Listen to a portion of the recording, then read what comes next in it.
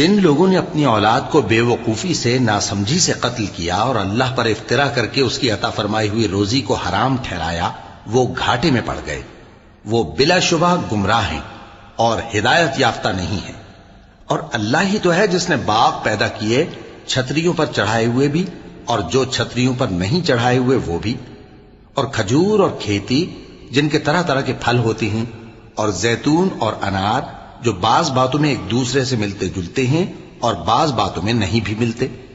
جب یہ چیزیں پھلیں تو ان کے پھل کھاؤ، اور جس دن پھل توڑو اور کھیتی کاٹو تو اس کا حق بھی اس میں سے ادا کرو، اور بیجا نہ اڑانا کہ اللہ بیجا اڑانے والوں کو دوست نہیں رکھتا۔ اور مویشیوں میں بوجھ اٹھانے والے یعنی بڑے بڑے بھی پیدا کیے، اور زمین سے لگے ہوئے یعنی چھوٹے چھوٹے بھی۔ پس اللہ کا دیا ہوا رزق کھاؤ اور شیطان کے قدموں پر نہ چلو، وہ تمہارا کھلا دشمن ہے۔